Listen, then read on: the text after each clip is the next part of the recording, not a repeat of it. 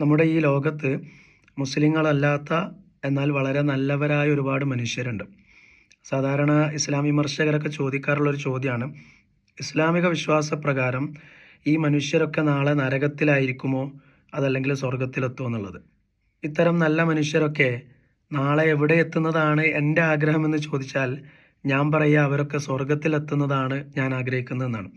അപ്പോൾ ഒരുപക്ഷെ നിങ്ങളിൽ പലരും ചിന്തിക്കുന്നുണ്ടാവും, സാധാരണക്കാരായ നമുക്കുള്ള ഒരു ഹൃദയ വിശാലത പോലും ഇല്ലാത്തവനാണോ പടച്ച തമ്പുരാനെന്ന്.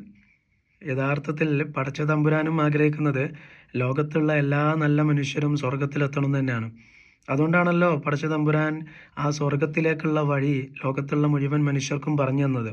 ഈ വേദഗ്രന്ഥങ്ങളും പ്രവാചകന്മാരെയും ഒക്കെ അയച്ചത് ഏതെങ്കിലും ഒരു പ്രത്യേക സമുദായത്തിലേക്കല്ല, ലോകത്തുള്ള മുഴുവൻ മനുഷ്യരിലേക്കുമാണ്. ഒരു മനുഷ്യന് എങ്ങനെ സ്വർഗത്തിലെത്താം എന്നുള്ളത് വളരെ കൃത്യമായും വളരെ സിമ്പിളായും അതിലൊക്കെ പറയുന്നുണ്ട്.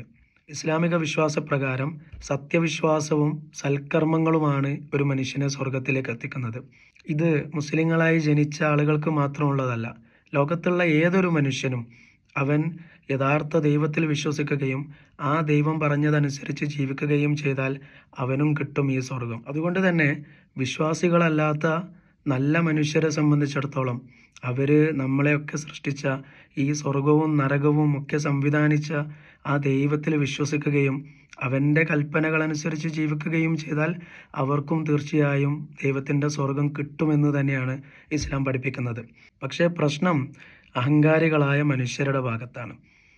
ഇവിടെ ദൈവവിശ്വാസത്തിനൊന്നും പ്രസക്തി ഉണ്ടാവരുത്. ഒരു മനുഷ്യൻ അവനവന് തോന്നുന്ന നല്ലതൊക്കെ ചെയ്താൽ, അല്ലെങ്കിൽ സമൂഹം പൊതുവെ നന്മയെന്ന് കരുതുന്ന സംഗതികളൊക്കെ ചെയ്താൽ അത്തരം ആളുകളെ എല്ലാവരെയും സ്വർഗത്തിലാക്കണം, അതാണ് ന്യായം എന്നൊക്കെയാണ് ഇസ്ലാം വിമർശകർ പറയാറുള്ളത്. നിങ്ങൾ ആലോചിച്ച് നോക്കൂ, നമ്മളാണോ ഈ സ്വർഗവും നരകവും ഒക്കെ സംവിധാനിച്ചിട്ടുള്ളത്? അതല്ലെങ്കിൽ പിന്നെ ഇങ്ങനെ അതിന് കണ്ടീഷൻ വെക്കാൻ നമുക്ക് എന്ത് അധികാരമാണുള്ളത്? നമ്മളെയും ഈ ലോകവും ഒക്കെ സൃഷ്ടിച്ച, ഈ സ്വർഗവും നരകവും ഒക്കെ സംവിധാനിച്ച പടച്ച തമ്പുരാൻ അതിന് വളരെ ലളിതമായ 2 കണ്ടീഷനെ പറഞ്ഞിട്ടുള്ളൂ.